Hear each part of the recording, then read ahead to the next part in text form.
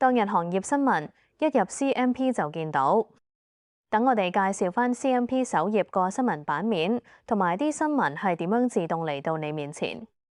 一入 CMP 首頁，右邊就係最新消息 News 呢個 panel， 最新嘅新聞永遠排最頂，會自動更新，唔使你自己去慢慢掃。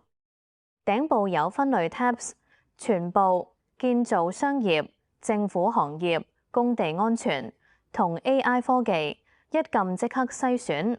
每個分類都會顯示最新8單新聞，每一單都有日期、分類標籤同來源，一目了然。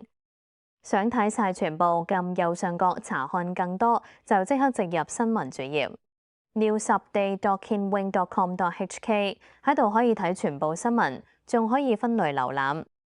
咁啲新聞係點樣入到 CMP 嘅呢？Input 行兩條線，即時線 N8N 監聽 RSS， 一有新聞就用 HMAC 簽章嘅 webhook 即刻觸發。Routine 線 Hermes Agent Daily Job 用 cron 定時排一次，但無論邊條線入嚟，觸發嘅都係同一套 news pipeline， 行為完全一致。